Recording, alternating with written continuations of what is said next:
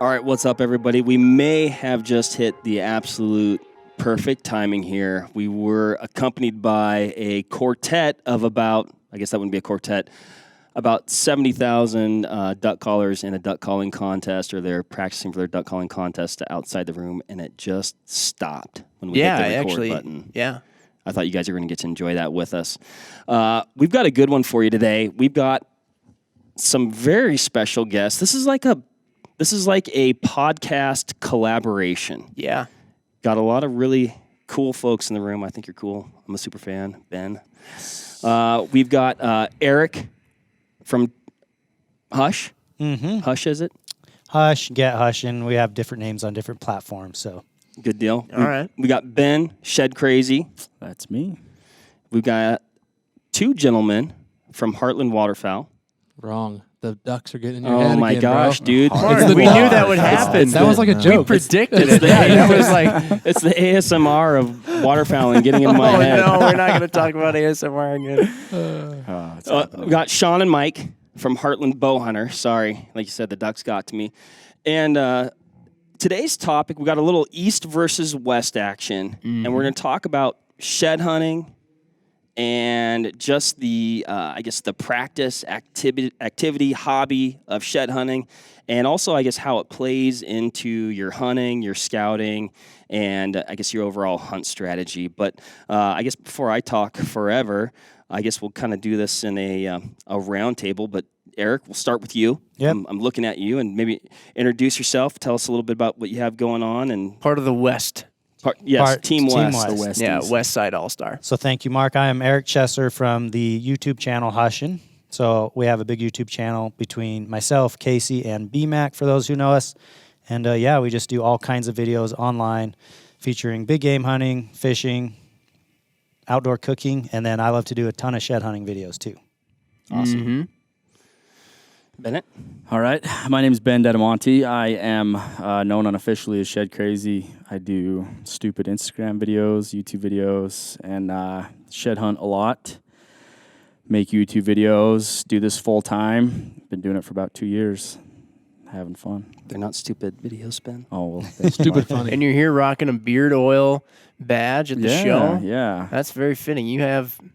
It's pretty You glorious. have the fullest beard. Yes. In the room? Good. That's automatically puts me at alpha level. So glad to hear that.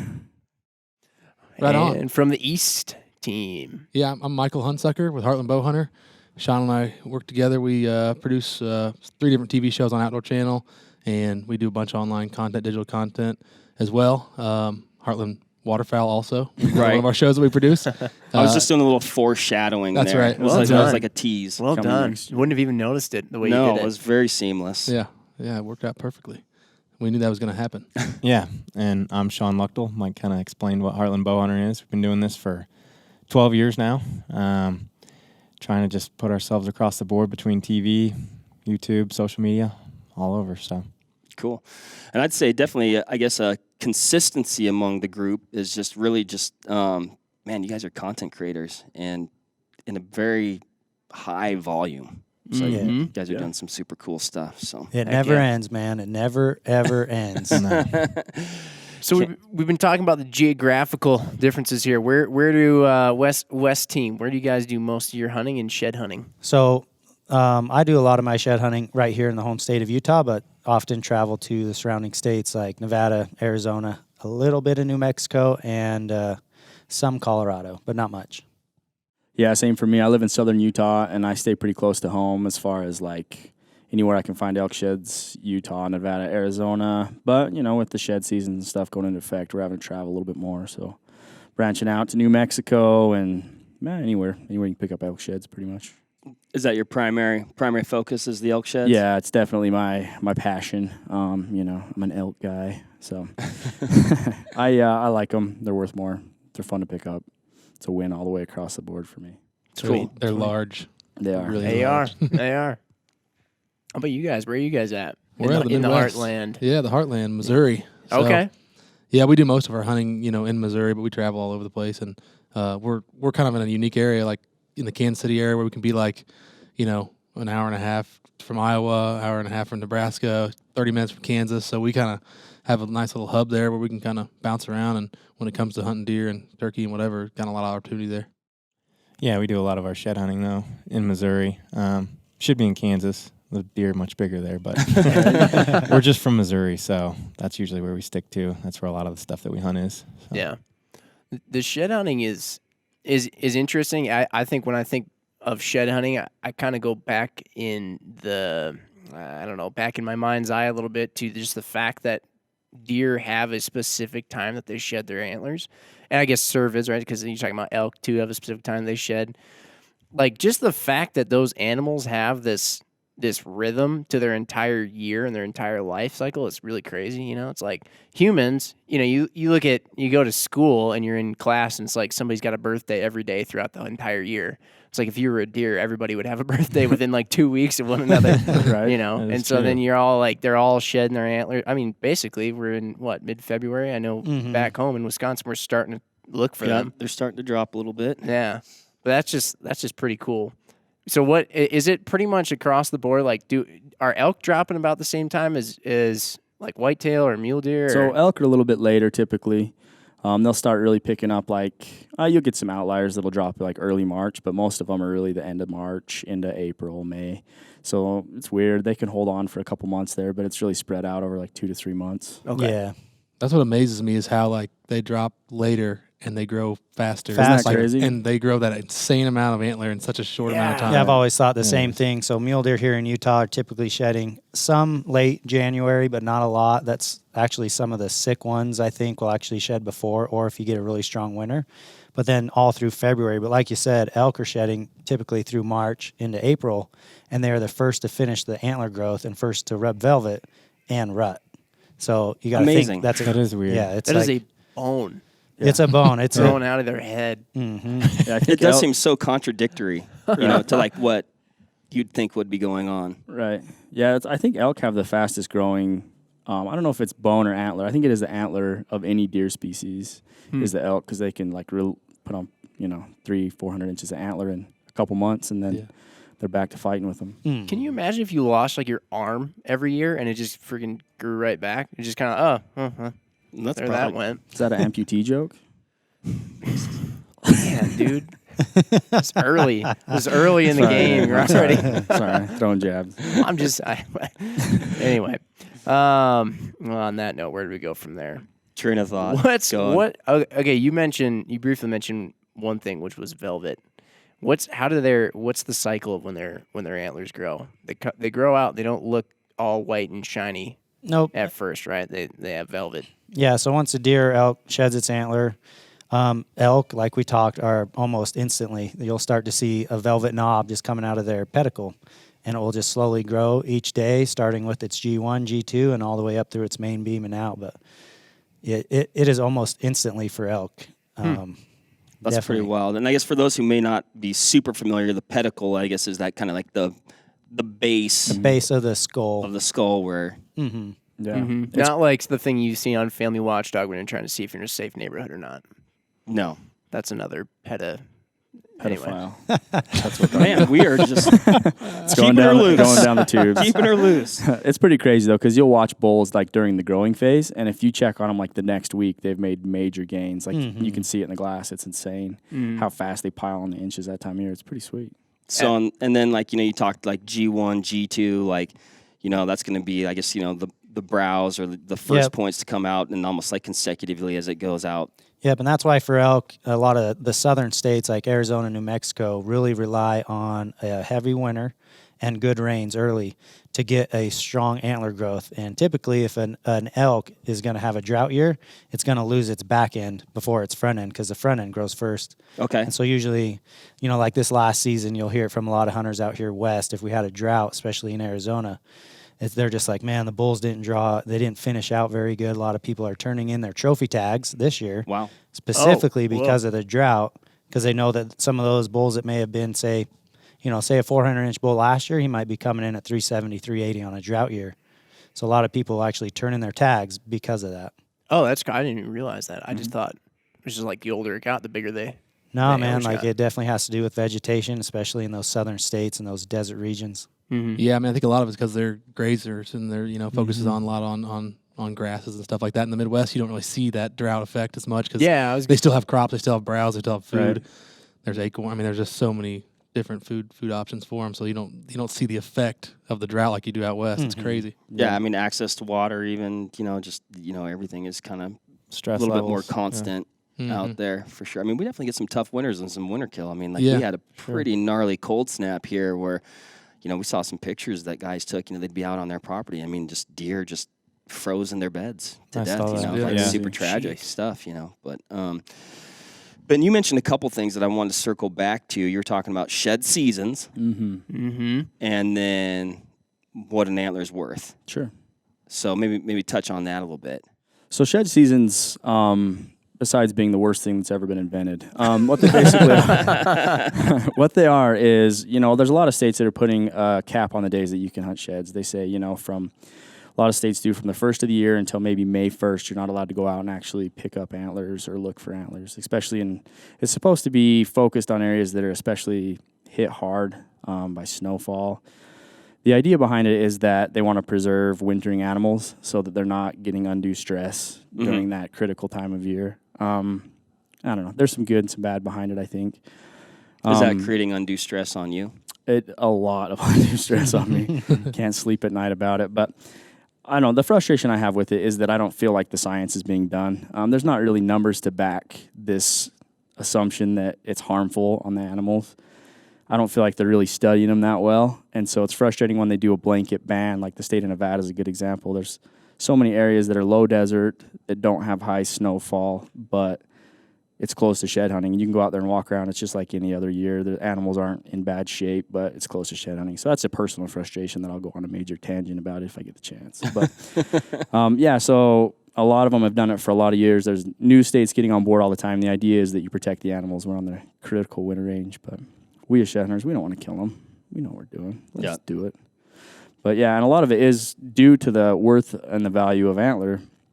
It's getting more competitive because antler, you can sell it by the pound. Trophy stuff's obviously worth more, so definitely driving up competition. There's more people doing it. There's a lot of guys ruining it by posting it on social media, like myself. So it's just getting more and more competitive all the time. There's definitely a balance. Everybody there, else is the problem, though. It's not me. So we just need to find the balance. Are you not allowed to go in the area, period? Well, that's the stupid That's thing. the problem. Because someone could go scout. Oh, yeah. Or you could go snowmobiling. Right. Or you could Snowshoeing. hunt a late cow tag. Or you Shoot could coyotes. hunt coyotes, but you can't bend over and pick up a shed antler that you Run happen around to with find. hounds, chasing Run mountain lions. So And you even getting some serious ish if you try and I'm gonna come back for that one later and hide it or it's something. weird. Right? Yeah, it's just like this. It's a really targeted ban on shed hunters, but there's so many other people that are on that critical winter range during the same time doing other things. It's weird. It just doesn't make any sense to me. Like, if you're going to close the whole thing down, you probably should close it to everybody. For sure. But what I think we should really do is take a targeted approach and be like, okay, this area has a harder than normal winter, or the animals are in worse condition than normal. Let's keep everybody out of there. I don't know. Just a more common sense approach would be wonderful. I read or saw that some states are using cellular trail cameras and setting them up on like sheds they placed in order to like trap people and poke and bust them. They're like putting out. They drop a shed and Dummy put it, sheds, like big ones. man. Baiting. A Yeah. human shed trap. Exactly, human shed trap. Exactly. Yes. There's all kinds of parallels I could go into with that. It's kind of like one of those Shed deals that once entrapment. you like limit something and like restrict it, like there's always going to be people that don't follow the rules, Right. and then it always just creates more hype around it, and I don't know, you never know whether it's a net benefit or not. Right. It's the guys that are willing to break the law who end up benefiting. Yeah, a lot of times, yeah. And if they're going to harass the animals anyway, they're not going to obey a shed season. So That's what good does a shed season do? The laws are already there. So anyway, I'm very passionate about it. Interesting. And like you said, Jim, a lot of parallels there. Yeah. Is it as far as are there any states that are on the eastern side of the Mississippi that do that kind of like a season? Like I don't think it's like statewide. There may be like areas like conservation areas or like parks or certain areas where they restrict access because it's such a highly sought after area. But I don't think any like statewide shed seasons are in place in the east side. Yeah, not that I'm aware of either. What have all you guys seen? You talk about the popularity of it, and I mean, I know it seems like to me like at one time it really wasn't a thing. Like a guy might like pick a horn up if he's out hunting, and then now it's like a pretty big deal. I mean, what have you seen over the years? Yeah, I remember just as far back as I started, it was very, very mellow. It was very rare to run into anybody that antler hunted. Clearly, there's plenty of people who've done it before me, but since then, I think just with social media, it's not just shed hunting in general, but I think social media has put attention on it as other activities, just like hunting or NASCAR or any type of hobby. It's just really given something for some people to look forward to. And I know in the state of Utah, this is a very common comment I get a lot is it's so hard to draw out an elk tag for like a trophy unit. At least we can go look for those big sheds, get those big elk antlers. So it's something to do on outside of season on these units where you otherwise would have to wait 10, 20 years to draw. Yep. Yeah. And I don't know what it is about it, but antlers are just cool. Oh, Antlers, they're the really coolest. are. Dude, you almost actually murdered Eric in the backcountry and left him for dead when he found one at the Vortex Extreme. Oh my gosh, he stepped ahead of me and found the sweet deadhead that was like 20 Face feet in crushed front you. of us. I He understand. totally I face don't know what crushed happened, me. man. He just fell off a cliff. Yeah. When you said that you can sell them and they value them like antler per pound, how does that work where they're valuing it per pound? Is that like, are they using it for something else, or is it literally just people get antlers and they just think it's cool, so they're selling them as like neat souvenirs or whatever? Are they actually like grinding them up and using them for something? Yeah, or in a what? lot of cases they are. So really? it kind of just depends. There's a big supplement market for them on the Asian continent actually. So a lot of them go to China, and then there's a fair amount going to like dog chews, antler dog chews right now. Oh, And then any of the trophy stuff typically could get bought by a collector or by somebody like that. But yeah, it's just kind of there's a lot of market demand for them right now. That's why prices are so high. Yeah, I think the dog chews actually have a lot to do with the increase in price. I mean, if you go to like a PetSmart or any little place, you'll see like a 6-inch piece of dog chew antler organic, and it's $20 for like 6 inches of an antler. So you buy them by the pound, you start cutting them up, sanding the edges. There's a good profit there to be made. Wow, this is so crazy. Like, I mean, I don't find a ton of sheds, but when like the thought of cutting one up for a dog chew, like I just like I cringe thinking about it. But It's funny, like, do you have that emotional attachment with the antler? And like a lot of times it's, deer or elk or something that we're actually hunting and pursuing. But then like 5 years down the road, you have like these old sheds that like, okay, that deer never came surfaced, like nothing ever happened. So then it's like, you don't really have an emotional attachment to it. So I could see the, letting them go then at that point. yeah. Do you guys? I thought it was interesting. Recently, somebody was talking about how sheds are. They referred to sheds as squirrel food. I mean, what's the deal? What's the deal with that squirrel food? Because the squirrels like to chew on them, don't they? Right, A bunch yeah. of critters like to chew on them. Yeah, when they find my them. dad just picked one up a couple days ago that was from last year, and yeah, it had been chewed up like crazy by squirrels, and it's just for minerals, Yeah. calcium purposes and stuff Yeah, like that. actually, squirrels, porcupines, even Oh, deer, yeah. deer themselves will chew on an antler. Coyotes. Coyotes. I saw a video of an elk. I think it was an elk carrying around, like chewing on another elk shed or a mule deer shed or something recently. And it was crazy. It's Wow. pretty wild. But it's funny because like sometimes you'll get antlers that have, been like you have trail camera photos of a deer and he dropped it and you find it like a week later and it's already chewed up. That's crazy. And other times, you find them the next year and they haven't been touched. So Really? I don't know what it is about that, whether it's just they happen to come across it or if certain ones, I don't know, have some attraction to them that others don't. I don't know. I heard too that like if the squirrels don't chew on them, their teeth get like gnarly. Like a beaver. Oh, really? Yeah, like keep- they turn into like saber-toothed squirrels. I think you made that up. I think you Did saw I make that up? I saw it on Ice Age maybe. I'm gonna have to look that up. Yeah, so out here in the West, like I feel like we're pretty lucky. A lot of the climates and areas we shed hunt, is you just don't get it very often that they're chewed up. Compared to like you guys mentioned, I see some people back east. They're so stoked to hold up this giant set, and it's like chewed to the main beams, but they're still so happy, and it's only a week old. Yeah. So yeah. the only stuff that typically gets chewed on up here is like moose antlers that shed up way higher in elevation, or some years you get deer and elk that shed high in elevation depending on snow levels. They'll get hit by the squirrels sometimes, but not bad out here. Yeah. And sometimes geese will chew them. Oh, sorry. yeah. Getting distracted again. They're back. The waterfowl waterfowlers callers. are back. I don't know if elk are going to carry them around. I'll believe the geese too. You know? Why not? Yeah. I'm curious, like you guys, how fast do the sheds deteriorate out where you are? Can you pick up stuff that's like 3-4 years old, or Yeah, is it? sometimes. And they'll have like moss growing all over it Really? and stuff like that. Yeah. That's It just cool. depends if the squirrels haven't gotten to it too That's bad. the major thing, though, is the Yeah. squirrels. Pretty Yeah, much, and like yeah. sometimes they'll chew them down to where like then the leaves fall over them, and then somehow it'll resurface and Mhm. it'll be all chewed up like tines and stuff. But That's cool. we found some old ones that pick them up and they fall apart down there. They're super old. So That's cool. it's amazing too. Like you walk and shed hunt an area over and over and over again. You're like, how did I not find this last year, the year before? And sometimes you just got to literally step in the right spot. You know, so. When you guys go out and you shed hunt, how does that play into, or does it play into what winds up happening later on in the season when you're back in the season in fall and actually hunting? Man, for me growing up, like I actually started shed hunting long before I ever started hunting with the rifle or with a weapon. So I was into shed hunting first, and because I was shed hunting more of those trophy units, those better units to hunt, it really didn't roll over for me personally to any hunting at all. Not until later down the road. But yeah, it's definitely played a little bit of a role now, especially in Utah. They started, how long ago was it when they did the late hunt? They started a late elk Maybe hunt. 10 years ago. So 10 years ago, there was archery hunt first, rifle hunt, and then muzzleloader, and then they introduced a late season elk hunt, trophy bull. And that shed hunting became a huge key factor to where to find these bulls in their winter range. And so those two combined, the late season got a lot of attention to sheds because people typically never had any reason to go out in the woods in November, not whatsoever.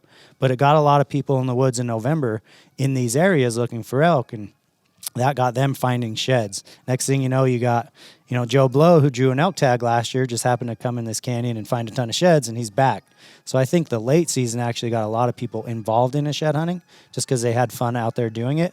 But that became a big factor. If you can find where their sheds are at, you can almost pinpoint where they may be in November, especially with heavy snowfall. Yeah, that's what, like, the elk obviously range a lot bigger areas than cover a lot more ground than the whitetail. So, like, I could see, like, you guys picking up sheds may not really help you unless, like, in the case of the late season. But, like, for us, most of the sheds that we're finding are off deer that are, spending most of their time on our properties. And, of course, we have some outliers that come in from other properties in late season because we have, standing food or whatever. And so we'll have those occasional bucks. But most of those, deer are, deer that we're going to be able to hunt the next year. So it helps us kind of put the pieces of the puzzle together. And it's kind of crazy. Like, we've noticed, even though the whitetail range is much smaller than like an elk, we've noticed year after year, like, we'll have trail cam pictures of a certain deer during a certain time of year, and in that same exact time frame, we'll have them in the same area the next following year. And so it's amazing that, like, even though the weather may be different, like, they have this biological time clock. They know when they're going to uproot from whatever area they are and move over to this other area and travel. And so it's interesting to me to see how many, different personality traits there are with different deer. And some of them, live in a half-mile square, core area, and then other ones are ranging, several miles and spending October through, December here, and then spending the summer or the rest of the winter months and the early spring months somewhere else. So it's pretty wild.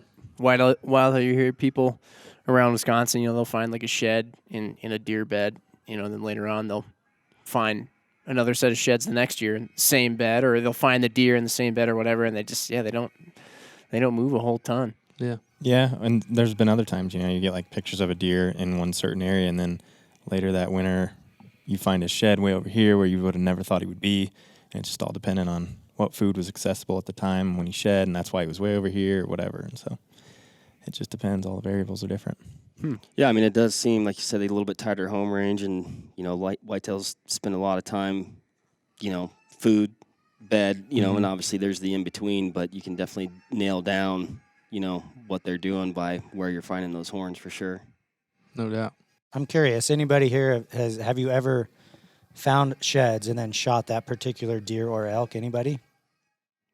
We do it all the time, yeah. For deer. Yeah. I mean, almost all the time, because when we're hunting the same deer in the same area, and of course this is on, like, our private ground and private farms, but it's a different deal with the whitetails. Like it's just, Yeah, it's pretty normal. Yeah. That reminds me of seeing like a lot of magazines, whitetail stuff. You got the guy with the buck, and then 3 years of his sheds laying down, and you're like, wait, what? Yeah. What the heck? That's that's crazy, but that's really cool. And it's typically out here, I would say, if someone kills a big bull, it's almost like fun to connect the dots. Like, oh, so and so has a 17 set. So and so picked up his single. And then you can kind of like it's fun to get together and kind of connect all the dots on where he was and where he went to winter. See how he changed. Do many people kill deer or elk that they actually have the sheds too? I'd say here in Utah, like we got that nailed down, man. Like all our best units, if a big bull or big buck gets killed, it's like, oh yeah, ding, ding, ding. Someone's got trail cam, someone's got phone scope of him, someone's got his sheds.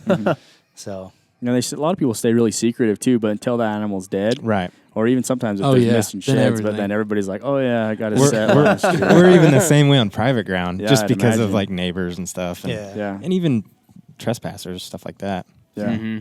Yeah, we were talking the other day about like Midwest whitetail shed hunting, and as opposed to like public ground or private ground, and like on our private stuff, obviously like we kind of stay out and run cameras until most of the bucks have shed. We're going to go in and look for them. But if you're shed hunting public ground, I mean, public ground in the Midwest is different than out here. I mean, it's getting pounded and it's getting hit by everybody, and everybody's going after work for a couple hours to look for sheds. So like you got to be the first guy to find it. You know what I mean? So like, if you want to find good sheds on public land, you just got to walk every day, or every other day, and spend a lot of time out there because you got to get it before somebody else does. Just catch it when it drops. And so it's crazy. I'm sure there's areas like that out here too. Yeah, anywhere that's really popular and has a lot of traffic gets like that. Like you'll get all the guys after work are just driving the roads, glassing, seeing if the deer shed, or out hitting the little local spots. So. Is there like weird restrictions on like super like high end trophy units like Antelope Island? Like, is there? Yeah, Antelope Island has its own separate. Yeah, it's like they're really the only one in Utah that does. But they have a separate shed season out there, and like you pay a fee and could go out. You have like a lottery system of who gets to go out. So it's kind of crazy because the potential for finding something giant so high out there. Right. Everybody wants it. Antelope Island is a unique just place in general. Yeah, it's crazy. Yeah, I've never shed. So many oddities about it. Neither have I. We better go.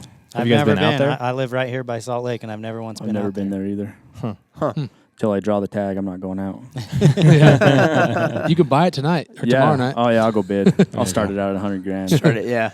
I think you're safe there. I think you're safe there. Yeah. Make me feel cool though. That's all that matters. Yeah. Oh yeah. Could be like, who's that guy? New name in the game. How does one tell? So you're asking about if anybody's, shot a deer or even an elk that they've picked up sheds on before.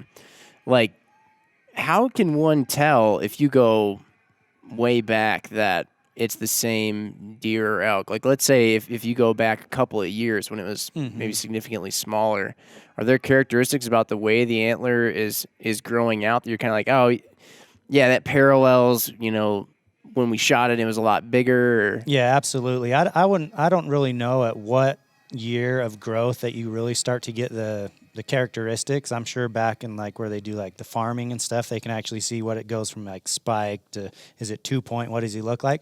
But once they get their main frame, I would say out, for like a deer or an elk, once they get that main frame, it's just the same characteristics, almost like a thumbprint or something. It's just, it can change a little bit, but it's always going to be very, very similar. And when you lay those two antlers together that are off the same buck or bull, they'll just match up, just like a fingerprint would.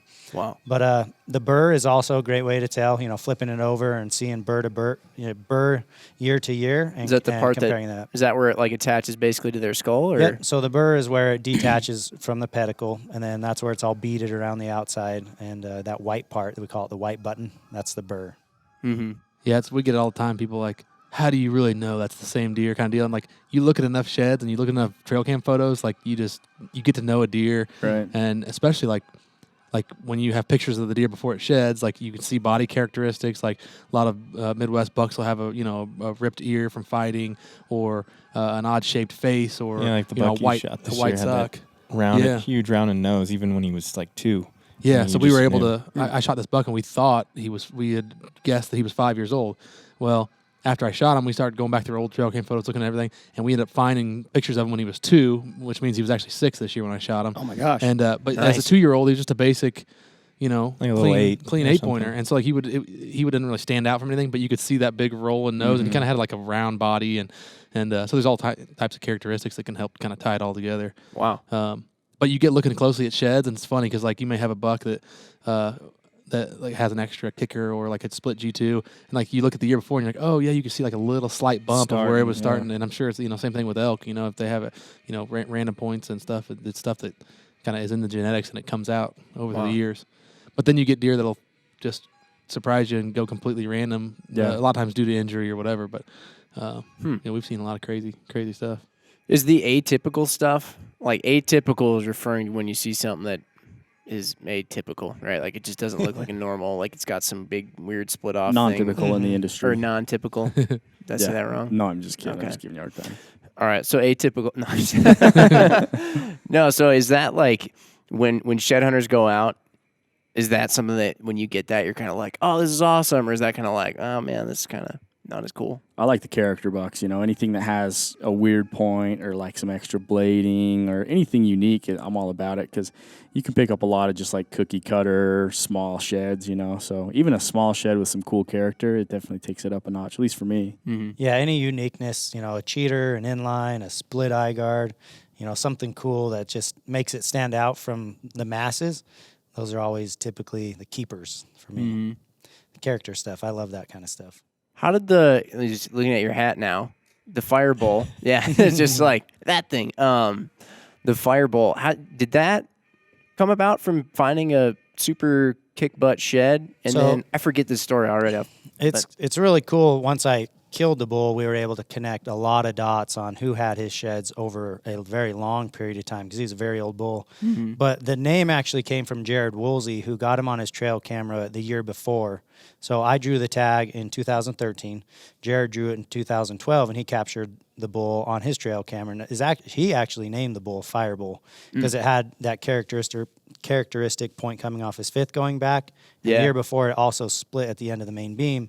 So it just kind of like looked like a flame of some kind, and that's where he got the name Firebull. So the year I killed him and the year before, he had a very distinct extra off his fifth, and I think the 2 years before that he had that, but the earlier years he didn't. So as he got older, he started to get more character points, small little blades, stuff like that. That's cool. Yeah, it's really neat. So it's an iconic look.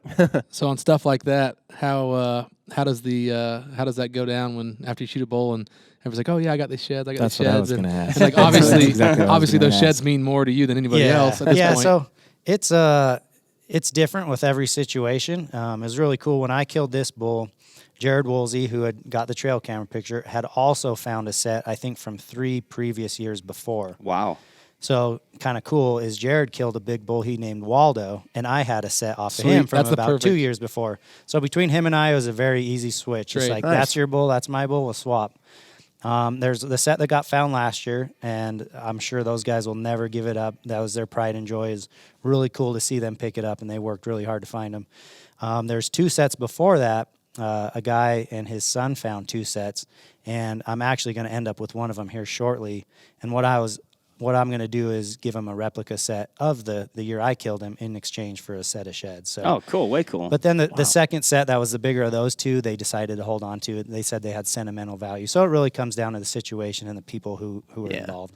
So people are still finding sheds from that bull? It's over now. Oh, okay. Okay. They've all been picked up. All his sets have been picked up. Okay. Yeah, wow, but that was over the course of like some period of time. Yeah, and no one really knew. We knew of all these big sets that were out there, but it wasn't until I killed him that we kind of connected the dots that these sets were the same bull. So it was really fun. So that's the craziness of social media is, you put out a big bull and people start talking and you get DMs, hey, my uncle might have those sheds, and you get talking. And yeah, I've tracked down, I don't know, like 6 years of his sets that I know of. That's wild. It's like songs from Tupac, man. Right. They keep coming out. How does that happen? Yeah. Well, it's kind of weird, too. Like, a lot of times people will find, like, an animal will get killed, and then everybody will go start looking for the sheds. Like, there was a deer that got killed on the strip this year, a giant mule deer, like 290-inch deer. And all of a sudden, it was like a mad dash because everybody's, like, trying to get in there because they know there's years off of that buck sitting out there. So sometimes getting the deer getting killed is what starts it all. Yeah, and sometimes, like, a deer like that, especially in those regions where they winter in the same spot over and over. It's like whoever finds a honey hole may find multiple sets off that same deer. Oh, okay, right. Wow. They don't last that long around the east, do they? No, not usually. Yeah, and we kind of have an unspoken rule, which granted, we're usually with a group of friends or people that hunt together, and so it's kind of like, whoever finds the first shed, if somebody else finds the second, you give it to the guy who found the first. Sure. If somebody kills the buck, you give them to the guy. But I could see, when you get to public land and antlers that are worth some money, then it gets to be a little bit different. But in my opinion, like if I had a shed to that bull that you killed, like I don't care how special it was to me, like I would feel like okay, like it doesn't really mean that much to me, like. I don't know, in the perfect situation of that guy, like you've been able to trade sheds, that's perfect, Yeah, but there's instances too where like someone else may have been hunting it as hard as you were too, and they came up short and you killed it, and they have the sheds and they're angry about jealous it. or mad. Yeah. And they don't want to give them up. So, I mean, like you said, every situation is different. Yeah, for sure. And just to keep in mind, like some of those sets of sheds are just as important as that guy that killed it. That's just how fanatical people are about shed hunting. And I could definitely say the same on some of the sets I have. I'm like, I don't care who killed that thing. This was a special moment for me too. And if you want to get together and tell stories and get some pictures and stuff, cool. But it'd be hard to let go of some of those giants that you worked really hard for. I was going to say, like, you've got a lot of time and effort and fuel and travel and memories made along the way, picking those up. I mean, it's definitely, like you said, it's all situational. Yeah, right? it's all situational. Still a hunt. Each story's different. Kind. Yeah. For sure. Eric, you brought up something about I can't remember who it was, but about shameless plug for optics, I guess. But I think it is like a pretty critical component. Actually, east and west. But how are you using your optics to find sheds? Man, I've tell people often, people who DM me just asking for tips. Hey, how do I become a better shed hunter? First tip, scout. Clearly, you're always scouting using optics, but make sure you're in the right location of where they shed during that time of year. Glassing for sheds is probably my favorite thing to do, because if you can put me on a high point with a good south-facing slope, I can almost, if I'm in a good wintering area, I'll promise you I'll glass one up.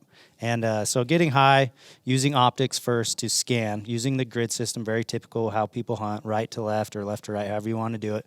But just grid that, and typically I go right to the obvious stuff, so like the open meadows, and you're looking for those obvious ones that are just sticking out in the open, and then really start to focus in on the brush.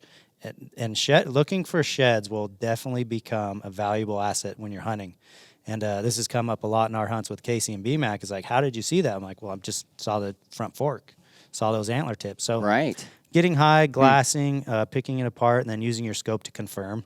That's what I always say when I get out there. I'm like, hey, we need to identify and then confirm, because a lot of things out there look like a shed that aren't. And you don't want to waste the time to go hike all the way over there. Yeah. There's different types of terrain I like to hunt. Ben would probably say the same. There's some low country where glassing's not as effective, so I won't pack my spotting scope. But if I'm going up in slopes, which is where I like to go, I will not go shed hunting without my spotting scope. And that thing has found some of my best sheds easy using optics.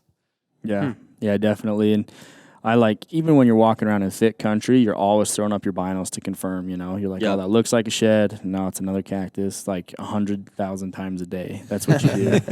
And glassing them up's fun because it doesn't require much energy to be wasted. I like that. So it's always a good feeling when you get up on a point and just pick one out in the glass.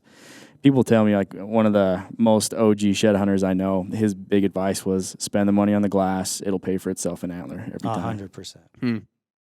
Interesting. Super cool. Yeah, I know I get really stoked about a lot of sagebrush roots, like the base. You're like, I think I got one. And then you put the glass up. And you're right, dude. It saves you a big walk over, or even 20 yards. Right. Oh, yeah. Remember on our Colorado hunt this year that we did with you? Yeah.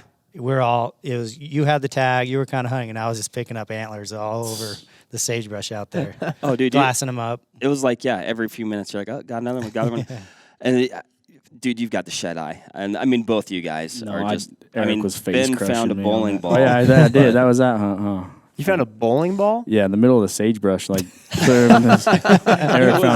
Eric found like 6 sheds. I found a stupid bowling ball. It was like an experiment. Somebody like got up on the top and was like, let's just see how far I don't know this how was. that thing wonder, got there. I wonder if they shot it out of a cannon or something. You said you found the Dropped opposite. it. Like people are looking for little forks and like you found just a perfectly round a sphere. bowling ball. Yeah, it's That weird. trip was so funny too because Eric's picking up all these horns and I'm like, man, dude, like I know I'm here to deer hunt, but like you see somebody picking up horns and like even like I'm not a big shed hunter, as big a shed hunter as you guys are, but like I'm like, dude, I was getting into shed mode. I'm like, dude, forget the deer. I want to pick up some of these horns.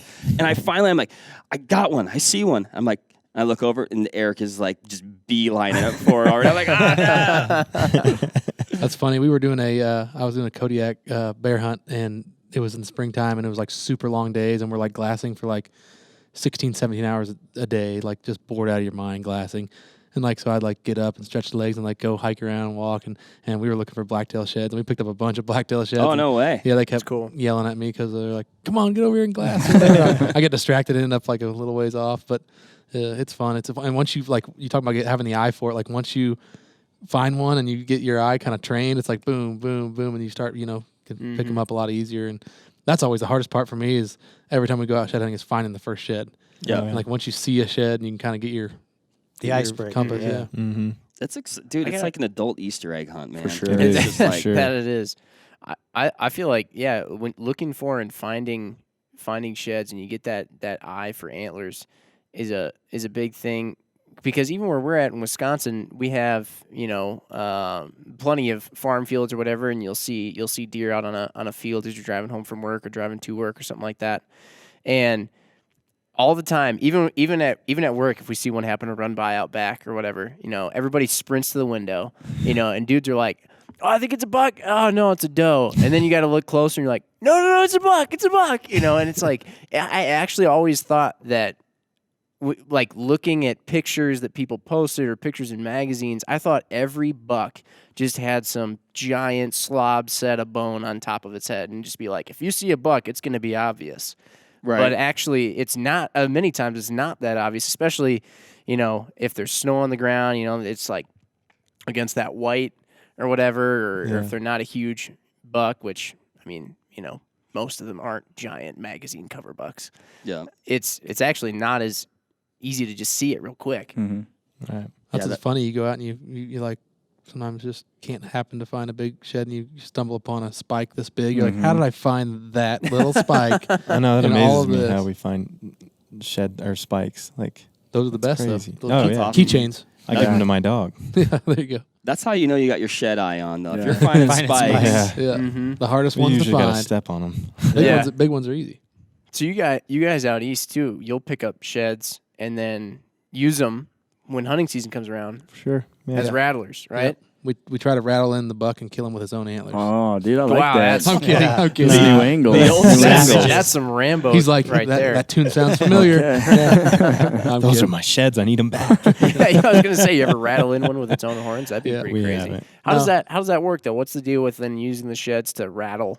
It's a funny. deer? Like I've been like I thought before, like different sheds make different kind of sounds, and like if you're going to use these big, massive set of sheds, like it sounds like a big, intimidating fight. Like you may not rattle in some younger bucks that may be curious otherwise. So it's like I don't know. I always wonder. Like it never works as good as you hope it's going to, or you see it's going to. But we've had some luck over the years for sure. Like especially when using a decoy, I feel like Okay. if you have a deer way off and like he's cruising and doesn't see the deer, but if you bang some horns together and get his attention, he looks and sees the deer. If he has he hears it and then he sees the visual confirmation, then it's usually game over. Then Okay. The idea is to sound like a deer that's like just ready to fight. sure, yeah, Okay. yeah. I mean, I had a question because I've always been interested if anyone really uses this technique, and I think I saw it on TV years ago.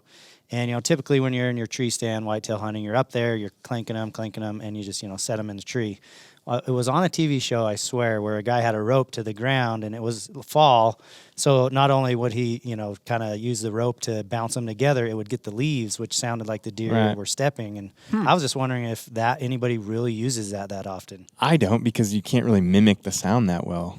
Like if you were just bouncing them off the ground, it just I don't know. I mean, yeah, you get the leaves and everything, but like the antlers clanking, like to me, it doesn't sound like a real fight. Yeah. But I was always nervous of the visual, like deer seeing it, because Yeah. like when you're up in a tree, they don't look up typically. Right. You know, what if it's bouncing on the bottom of the tree and the deer happens to be close? yeah, that's true too. Be like, what is? I always that? thought, I was like, that's genius. That's what I thought. Yeah. Yeah, perfect. Well, Now there's- you're getting the sound of the leaves on the ground and the antlers. A lot of times though, like if we're in an oak tree or something that still has leaves at the time, we'll be rattling and like try and rattle into the leaves to get Okay. the same sound. And as it well. definitely works. Like I had a buck a couple years ago in Iowa that was coming. I think I grunted to him, and he was like coming kind of, but he was like somewhat downwind, and I didn't want to mess with like calling to him again.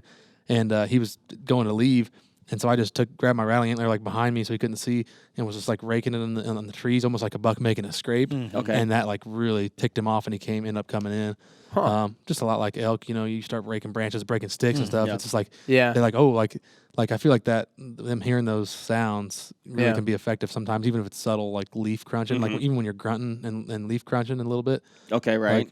I think Eric, what might work for you is if you start rattling the antlers in the tree stand, but then that's where the bowling ball comes in for the leaves. Oh, now we Because you know. drop Yeah. the Now drop we the bowling know. ball out of the tree and it That's starts must have been rustling what the they were leaves. doing. Somebody must have been out there and they dropped their sheds, dropped their bowling They had ball. a tree stand in that 4-foot sage. That makes sense. Sage stands. I They're just all dropped coming together. I just dropped the bowling ball on the deer. That's my. Whatever works, Knock 'em right? out. That's is People that think bow hunting is hard, but yeah, Bowling ball Bowling hunting. ball You hunting. just It's next level. trad ball hunting. There's a spear on the bottom. Do you guys use elk sheds for really anything when you're actually hunting? I mean, I can't imagine that's something you just like carrying around and rattling. I've never once heard of anybody rattling elk with Yeah. their own antlers. Typically, like they said, someone will grab a stick and just try to be an aggressive bull and sound like he's raking. They'll just grab a stick right up to a tree. I mean, you're just kicking rocks. So I've never heard of an elk hunter using sheds. I saw a video one time of a guy that carried like a raghorn side on his pack so he could mimic it a little bit better, but it's probably just a gimmick. I don't know. Like Yeah. you can get a really similar sound. Elk, they're not that picky. Like you can throw They're the worst loud. bugle in the world at them and they're gonna scream back. Like I think they're don't tell keying. Jason Phelps, but I don't know who that is, but Burn. right. No, I think they're more keyed on with the elk, more keyed on like the branches breaking and stuff, as Yeah. opposed like if you're doing a fight, you have to have the sound of the horns Right. banging. Right. But like, you know, with the elk, they don't hear like when you bang an antler on a tree, it doesn't make an antler tree sound. You just hear the tree snapping. Right. So, Yeah. I think they want to believe it. but sometimes you pick up old little raghorn sheds along the way, and then you can use Yeah. them. But yeah, I suppose if you're gonna be packing it around, you might as well use it a little bit. that's right. Yeah. You might, yeah. Yeah. So you guys tend to. I've seen other things made out of sheds, not necessarily things that you'd use while hunting, but I've seen a Christmas tree. Yeah, I made Seen. a Christmas tree a couple years. Yeah, that was pretty sweet. How did you do that? It was actually really tough because I have typically, that was out of my keeper pile, and I have really big elk antlers and just a bunch of good deer antlers. See Ben shaking his head. So if you look back on the photo, the base starts really good, and then it never really tapers nice. It just kind of comes in like a blob. A tree cylinder. Yeah, I've seen people do it on the internet before, so I figured I just slowly stacked them around, and if you can get them intertangled kind of tines down, they'll actually yeah. stack and lock up and support each other that way. That's cool. And then just use the smaller antlers and then the deer antlers on top. Yeah. So Anybody else ever make anything crazy? takes a lot of deer. Yeah, antlers we to haven't make a found tree. enough to make a tree. Our whitetail antlers are a lot smaller than that. I got Yeah. a lot of small ones you can use if you want to make the top next year. that's what I need. Yeah, there's a good base and then just like blah. Yeah, just we need to dead. get together on it or something. I don't Yeah. have that many, but I will generally take a couple and just tuck them into the tree. Oh, that's Nice. artsy. Yeah. I like that. cute. My Nice wife does touch. that all the time, and I'm like, where's this shed at? Like, I'm like, I don't want to lose this shed, so I'm just throwing a pile with a bunch of other sheds. They're all up in the Christmas tree. I'm like, oh, jeez. That's awesome. Man, I can't believe how much time we just spent just talking about sheds. It's awesome, man. It's crazy cool, man. They're fun. I wanted to ask one last thing before we got off, and wanted to see each person's maybe weirdest shed story, as to like maybe you found something weird, you saw something crazy. I guess it doesn't have to be, when I say weird, it doesn't have to be like, oh, that made me uncomfortable, but it could be just like, wow, that's super crazy. I got a cool story, just kind of a crazy coincidence that happened is last year I was in Arizona and mid-March, perfect time, you know, most all the big bulls had already shed. And I was glassing down in this canyon and I glassed two shed bulls together and they they were both big, mature bulls. You can tell by their body size, their cape. They had a really light body, really dark neck, long mane. And I was just studying. I was just staring at them for a while, and all of a sudden I was like, wow, there's an antler right above them, sitting right above them in the same scope, looking through my scope, my Vortex Razor HD. Oh, little plug Nice. for you guys. All right, we'll slip you that 20 later. So this was a long way. It was a long ways away, and we didn't really have a plan to go down in this canyon. And I just got looking a little closer through the scope, and I was like, there's the other side. That's a brown set right there next to those two bulls. It has to be. That has to be a brown set. And even though my buddy was like, no, I think it's white. Like, that's brown. I'm going down there. So I bombed all the way down there. And, of course, once you're glassing from a long ways away, once you get on the other side, it always looks different. You can't remember where everything was. And typically I'm pretty good about that. But this time I had walked past it. I had definitely gone up in elevation because I got to a cliff where I was like, well, it was definitely below this cliff ledge. And it wasn't like 10 yards after that, I decided to turn around, and I found the freakiest, coolest brown elk shed I have ever found. No way. What's the difference between brown and white? Yeah, I was going to say, because I had never heard the brown and white thing. Yeah, I had started hunting neither. out west and stuff. Yeah, so we call the fresh antlers that are shed that year the brownies. So they've still got their dark natural color, and they haven't been sun bleached. So about 6 to 8 months, they really start to get a sun bleached look, like a white, almost like an all white side, and then their backside would still be brown. So yeah, that's what I meant when I looked and thought they were brown. I thought they were a fresh set that would have most likely been off one of those two bulls. And come to find out, I found that big freak and made a quick circle to find the ones that I did see, and it was like a chalk set, which was like literally pink chalk, so weathered that when I picked it up, it just about fell apart. So just crazy to see the two bulls, to see the set, think it's brown, go down there, it's not, and then end up finding one of the coolest sets I've ever found. Yeah. That's awesome. That's Yeah, way that cool. was a fun. Would trip. you have went down if you would have known they were pink? Probably not. Yeah, It probably would not. have probably been like, let's come back in a couple weeks Yeah. kind of thing. We just weren't prepared. We weren't ready. I mean, it was deep down in this really big canyon. We just weren't prepared for that day, but we did it anyways and came out with like the coolest Worth it. brown set I've ever found. That's awesome. That's sweet. So, I guess kind of a cool story. So a couple buddies of mine, I'm not even really that involved in this story, but my one buddy, his name's Shane, he picked up a side off a deer in Nevada, just a great big mule deer side, like off like a 220-inch deer. And picked it up. It was a year old at that point, hard white, and took it home, and we kind of knew the general area. He knew the general area. We spent the next several years looking for it and never had any luck looking for their side. So 11 years later, my buddy Troy is in the same area again, cutting through this place we've all been 10 times, and there's the other side laying there. So we have these deer that's 11 years apart, the two sides off of this deer. And the 11-year-old side, actually 12 years old because it was a year old at the time he found the first one. It's in crazy good shape. Like, it's obviously chalk. It's got some cracks in it and stuff. But that was pretty rad. Like, not chewed at all, no breaks. And to finally match up that set, that was very special. That is cool. Yeah, Special. cool. That is awesome.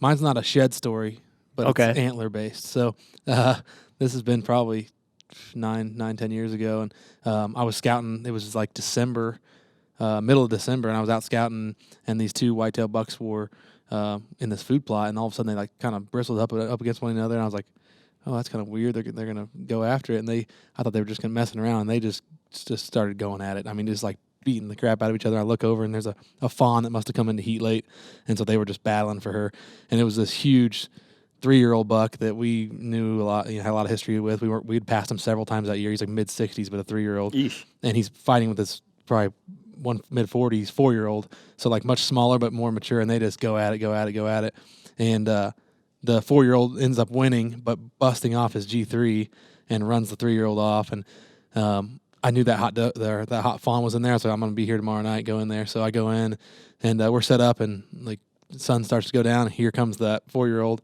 And he comes down to the food plot. He's feeding the food plot with a couple does and wasn't chasing anything. But so I shot that buck, and I was like, I know his tine's laying right here somewhere. So next morning came back, found the buck, started looking, and it was in a turnip plot. And like, so all the leaves had been eaten. So it was a bunch of stems that looked like tines. I was like, this is gonna be tough. I was like, I know exactly where it's got to be because I saw him fight.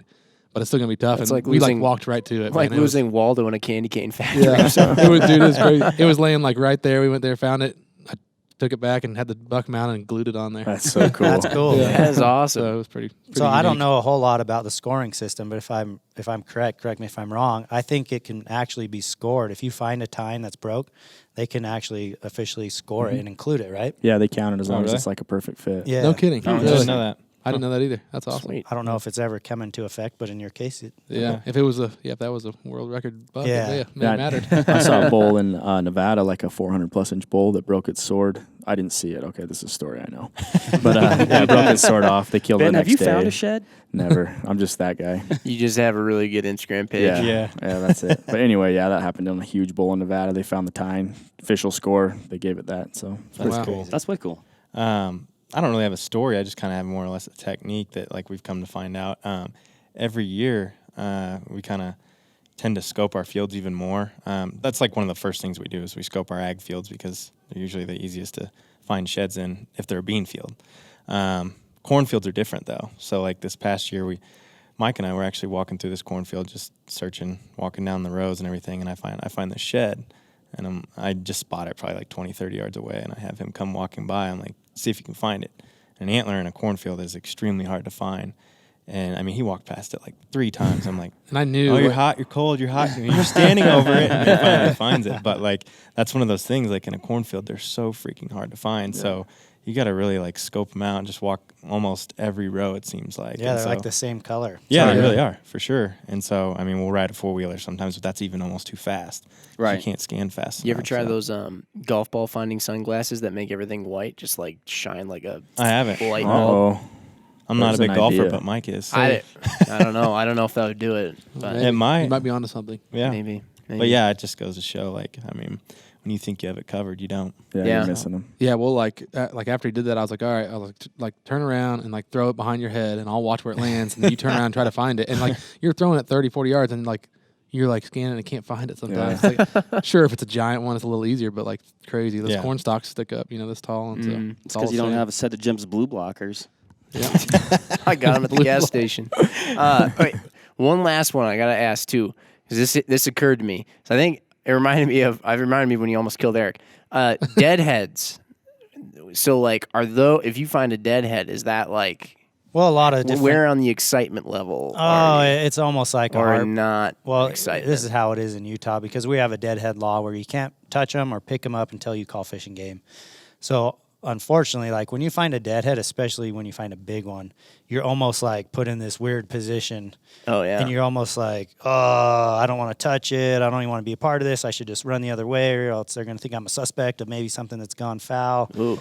But yeah, in Utah, you can't pick them up unless you turn them in. So you turn them in first, and the rules here are that the Fish and Game are supposed to come, do an investigation, a very thorough investigation, which I finally got to witness last year. And they check every bone. They got metal detectors. They're looking for any human trace, whether that's a broadhead, a bullet, and whatnot. So what the law here in Utah is if you turn it in and they don't find any human or foul play or it's not a part of any poaching case, they should reward those who follow the rules and do it correctly back with the head. So I've heard some good and bad experiences with that. I've had good experiences myself. But, yeah, it puts you in – it's like a bittersweet, right? Because I think for most of the shed hunters, we would rather just find their sheds. Yeah. Because that's like one more year that we might be able to find another set off them. So that's kind of the rules here in Utah, and that's how I feel about it. It's like a love-hate. Like, it's really cool to find them, especially those big ones. Mm-hmm. But you're like, oh, man, I wish you would have shed. I would have rather find his sheds. Yeah. Makes sense. Yeah. You guys ever find that kind of stuff? Oh, yeah. For us, it's almost like, it's definitely bittersweet, because like if we're finding sheds, it's usually optimistic that, okay, we're going to be able to hunt this deer in the future. But like sometimes finding deadheads of deer that like have vanished, it's almost like it sucks, but it's a little bit of closure. Yeah. You're like, okay, he didn't get poached. He didn't get, didn't run off the property and get shot by somebody else. And so like, having that closure is always worth something, but it's definitely, not ideal. Not the Yeah, same. but, and then if you find one too, you got to call it in and get a carcass tag. And Same stuff like thing, that. Yeah. Okay, gotcha. Makes sense. Cool. That was my last one. That's another one of Ben's favorite laws, I think. Yeah, I have a hard time with that. Just like he's gonna just a start. whiner. He's gonna start lobbying. Right? Maybe I'll just be a lobbyist. I could do that. Well, you have an Instagram page, so you're halfway there. Right, I'm It's basically- 75% of the way there. Credible, right? Just real quick on that topic, I think would be interesting is if I've always thought that it'd be cool if the states would interact together on their different regulations to see if they've found, wow, poaching is decreased because of this, or poaching is increased because of that. Because some states here, like in Utah, like I just told you can't really just pick them up right away. But right next door in Colorado, take them. Right? Yeah, Colorado's a deadhead. Don't quote me on this, but I'm pretty sure Colorado's a deadhead state. That's the hard thing is every state has different laws, and we shed hunt so many states. It's like you walk up one in Nevada, and you're like, oh, yeah, what's the laws here? What do I do? The first thing you're doing is calling your buddies. Right. And, like, What do you do in Nevada? Yeah. So it's just usually, honestly, most of the time, like if it's not worth messing with, like it's not a giant bull or a giant buck, it's like, that sucks. Take a picture, walk away. Yeah, that's the safest thing to do. Yeah. Yep. Man, it's good stuff. What do you say? We'll just do we got so many people here. We won't go through full around the last call, especially because we just literally covered an hour on shed hunting. Love it. Well, hey, we'll say this. Thanks to everybody for listening to this podcast about shed hunting. Definitely something you should consider going out and trying to do. It keeps you in the game throughout a larger portion of the year. It keeps your eyes ready for that time of year when the hunting season comes up. And if you have any questions, whether you're in the east side of the Mississippi or the west side, you've got all these guys here that are very active on social media, and great people to talk to, great resources if you ever have any questions or want to know some tips, tricks, different things like that, just random funny videos and jokes and things. So, yeah. Well, if you guys have anything else to close out on, we'll give it over to you. Otherwise... anything? No, man, just want to say thanks for having us on the podcast. Always fun to talking about shed hunting. It's something I've done for years, and it's something I look forward to every season. As soon as this expo's done, shed season, it's time. It's coming. Heck yeah. Stoked. Thank you guys for having us on. It's been fun. it. Yeah, thank you guys. Awesome. Thanks all you guys for coming on. Thanks, All right. guys. We'll see you later, everybody. All right. Bye. All right, that'll wrap it up for this episode of the Vortex Nation podcast. Thanks, everybody, for listening. Hit that subscribe button so you can always stay up to date on the latest happenings over here at the Vortex Nation podcast. You can also follow us on Instagram at Vortex Nation Podcast. Again, everybody, thanks, and happy hunting and shooting. We appreciate it. Have a good one.